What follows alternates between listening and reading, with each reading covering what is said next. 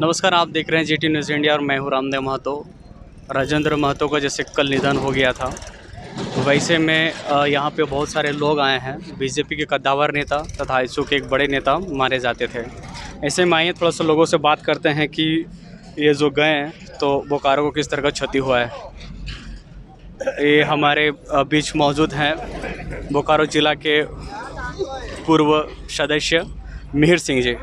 Sir, ये कैसा क्षति है बोकारो के लिए?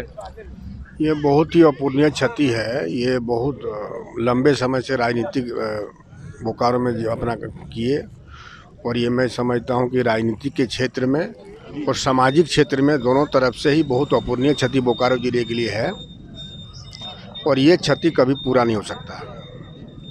अन्य नेताओं के साथ इनका और अन्य पार्टियों के साथ इनका तालमेल कैसा था? सभी दलों से इनका अच्छा तालमेल था, और ख़ास करके भारतीय जनता पार्टी में बहुत लंबे समय से इनका जुड़ाव रहा, लगाव रहा, और बाकी सभी नेता से, सभी पार्टियों से इनका अच्छा लगाव रहा। आइए थोड़ा सा बात कर लेते हैं सर से। सर, ये कैसा लग रहा है कि बोकारो के लिए ये कैसा क्षति है?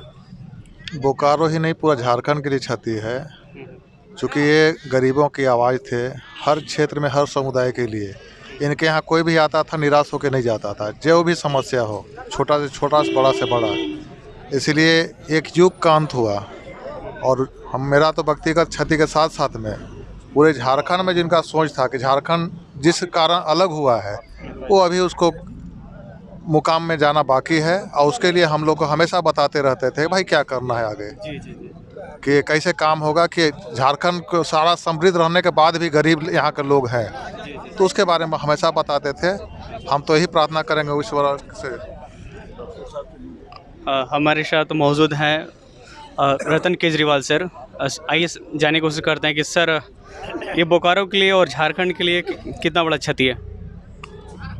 मैं आपको ये बताना चाहूँगा कि सबसे पहले राजेंद्र जी मेरे सहपाठी रहे, और मैट्रिकुलेशन पहली क्लास से मैट्रिकुलेशन तक हम लोग एक साथ पढ़े, और वो जो यादें हैं जो हमने क्षण बिताए, वो मेरी एक व्यक्तिगत क्षति है। और उस क्षति के बाद एक सामाजिक जो उन्होंने प्लेटफॉर्म को लिया जेपी आंदोलन के बाद में, और एक जुझारू नेता की तरह जिस तरह से चास के उस आंदोलन की कमान संभाली, वो मैं काबिले तारीफ़ कहूँगा, और वो एक टर्निंग पॉइंट था उनका। और उसके बाद उस सामाजिक जीवन को वो जीते संघर्ष करते रहे, और उस संघर्ष में चास में बहुत सारे बदलाव जो आप देख रहे हैं, वो बदलाव शायद इन्हीं दो लोग महतो जी के कारण रहे। और जब बीजेपी में उन्होंने ज्वाइन किया तो बीजेपी एक बहुत छोटी मोटी पार्टी में गिनी जाती थी, एक छोटे मोटे रूप में यहाँ पर थी, जिसको एक बट ब्रिज बनाने में इनका जो योगदान रहा, उस बट ब्रिज का जो भी आप देख रहे हैं बड़ी बड़ी डाल, उनमें इनके सहभागिता को, ये इनके प्रयत्न को कहीं भी हम नकार नहीं सकते। और जब बोकारो स्टील बना तो इनकी सकारात्मक भूमिका जो रही, ये ब्लास्ट फर्नेस जब बन रहे थे और सब बन रहे थे, वो भी एक काबिले तारीफ़ है कि आज इतने लोगों को यहाँ पर एम्प्लॉयमेंट मिला और सब कुछ मिला। तो मैं ये कहना ज़रूर चाहूँगा कि ये चाहे विकास का काम करते रहे, शिक्षा पर काम करते रहे, दबे कुचलों के लिए काम करते रहे, और एक राष्ट्रवाद की जो मिसाल हम दे सकते हैं राजेंद्र जी को, वो भी एक काबिले तारीफ़ है। और उस राष्ट्रवादी विचारधारा को पनपाने में और उन पिछड़े वर्ग को और दलित वर्ग को उसके साथ जोड़ने में इनका एक बहुत बड़ा योगदान रहा।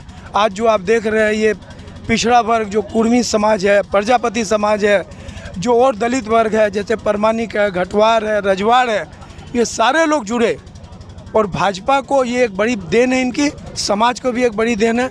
ये एक बहुत बड़ी अपूरणीय क्षति है, और इस क्षति को शायद पाटना चास बोकारो में क्या कहूँगा, मैंने इनके साथ बहुत सारा राजनीतिक जीवन भी जिया है। जब पिछले 3 साल पहले हम लोग रांची में एक आंदोलन कर रहे थे और एक मीटिंग कर रहे थे, और उस वक्त के जो हेल्थ मिनिस्टर थे उन्होंने पूरी सहभागिता दिखाई थी।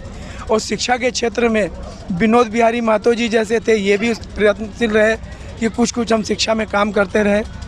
और जन चेतना मंच के रूप में भी एक बहुत बड़ा सामाजिक प्लेटफॉर्म था, जिसमें हम लोग गांव-गांव में जाकर कम से कम कई सौ कैंप लगाते रहे। तो ये सारी बातें यदि हम देखें तो ये तो अपूरणीय क्षति है ही। झारखंड स्तर के एक नेता रहे ये। भाजपा के लिए तो मैं कहता हूँ कि ये राष्ट्रीय स्तर के नेता थे। जब अटल जी थे, जब आडवाणी जी थे, तब इनकी एक अलग पहचान थी। और उसके बाद संयोगवश कभी राजनीतिक उथल पुथल में कभी कभी इस तरह की परिस्थितियाँ बन जाती है, लेकिन हम इन्हें आज अपना भाजपाई मानते हैं और एक भाई हमने खो दिया।